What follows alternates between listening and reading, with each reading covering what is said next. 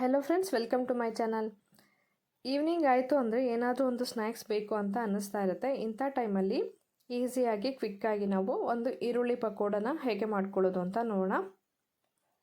ಅದಕ್ಕೆ ಬೇಕಾಗಿರುವಂಥ ಇಂಗ್ರೀಡಿಯೆಂಟ್ಸ್: ಕಡಲೆ ಹಿಟ್ಟು. ನಾನು ಇಲ್ಲಿ ಫಾರ್ಚೂನ್ ಬ್ರ್ಯಾಂಡ್ ಕಡಲೆ ಹಿಟ್ಟನ್ನು ತೊಗೊಂಡಿನಿ. ನಿಮ್ಮ ಮನೇಲಿ ಯಾವ ಬ್ರ್ಯಾಂಡ್ ಯೂಸ್ ಮಾಡ್ತೀರೋ ಅದನ್ನೇ ನೀವು ಕೂಡ ತೊಗೋಬೋದು. ನೆಕ್ಸ್ಟ್ ಕಟ್ ಮಾಡ್ಕೊಂಡಿರುವಂಥ ಈರುಳ್ಳಿ ಸ್ವಲ್ಪ ಜಾಸ್ತಿ ಹಾಕೋಬೇಕು. ಮತ್ತು ಕೊತ್ತಂಬರಿ ಸೊಪ್ಪು, ಕರಿಬೇವು, 1 ಸ್ಪೂನ್ ಆಗುವಷ್ಟು ಖಾರದ ಪುಡಿ, ಅಡುಗೆ ಸೋಡಾ. ಒಂದು ಪಾತ್ರೆಗೆ ಕಟ್ ಮಾಡ್ಕೊಂಡಿರುವಂಥ ಈರುಳ್ಳಿ, ಕರಿಬೇವು ಬೇಡ ಅಂತ ಹೇಳಿದ್ರೆ ಸ್ಕಿಪ್ ಮಾಡ್ಕೋಬೋದು, ಫ್ಲೇವರ್ ಇಷ್ಟ ಇಲ್ಲ ಅಂತ ಹೇಳೋರು. ನೆಕ್ಸ್ಟ್ ಕಟ್ ಮಾಡ್ಕೊಂಡಿರುವಂಥ ಕೊತ್ತಂಬರಿ ಸೊಪ್ಪು ಎಲ್ಲವನ್ನು ಹಾಕಿದ್ಮೇಲೆ ಒಂದ್ಸರಿ ಚೆನ್ನಾಗಿ ಮಿಕ್ಸ್ ಮಾಡ್ಕೊಳ್ಳಿ.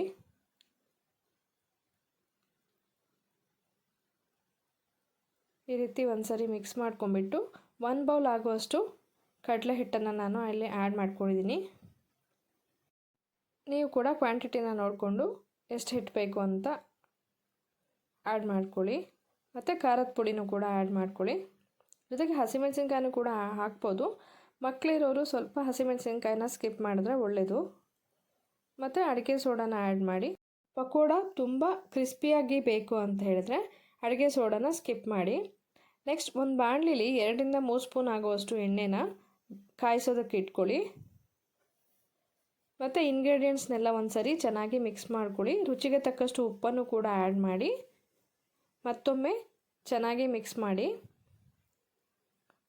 ಈಗ ಎಣ್ಣೆ ಬಿಸಿಯಾಗಿರುತ್ತೆ. ಈಗ ಬಿಸಿಯಾಗಿರುವಂಥ ಎಣ್ಣೆನ ಇಂಗ್ರೀಡಿಯೆಂಟ್ಸ್ಗೆ ಆ್ಯಡ್ ಮಾಡ್ಕೋಬೇಕು ಪಾತ್ರೆಗೆ. ನೋಡಿ, ಆ್ಯಡ್ ಮಾಡಾದಮೇಲೆ ಚೆನ್ನಾಗಿ ಮಿಕ್ಸ್ ಮಾಡ್ಕೋಬೇಕು. ನೀವು ಎಷ್ಟು ಚೆನ್ನಾಗಿ ಮಿಕ್ಸ್ ಮಾಡ್ಕೋತೀರೋ ಅಷ್ಟು ಚೆನ್ನಾಗಿ ಹಿಟ್ಟಿಗೆಲ್ಲ ಇಂಗ್ರೀಡಿಯೆಂಟ್ಸು ಹೊಂದ್ಕೊಳ್ಳುತ್ತೆ. ಈಗ ಸ್ವಲ್ಪನೇ ನೀರು ಆ್ಯಡ್ ಮಾಡಿಕೊಂಡು ಹಿಟ್ಟನ್ನು ಕಲಿಸ್ಕೊಬೇಕು. ಇದು ತುಂಬ ಗಟ್ಟಿಯಾಗೂ ಇರಬಾರ್ದು ಅಥವಾ ತುಂಬ ಸಾಫ್ಟಾಗೂ ಇರಬಾರ್ದು. ನೋಡಿ, ಮೀಡಿಯಮ್ ಕನ್ಸಿಸ್ಟೆನ್ಸಿಲಿ ನೀವು ಹಿಟ್ಟನ್ನು ಕಲಸಿ ರೆಡಿ ಮಾಡಿ ಇಟ್ಕೋಬೇಕು.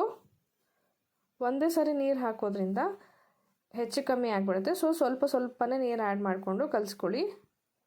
ಈಗ ಒಂದು ಬಾಣಲಿಲಿ ಎಣ್ಣೆನ ಬಿಸಿಗೆ ಇಟ್ಕೊಂಡು ಒಂದೊಂದಾಗಿ ಪಕೋಡನ ಹಾಕ್ಕೊಳ್ತಾ ಬನ್ನಿ.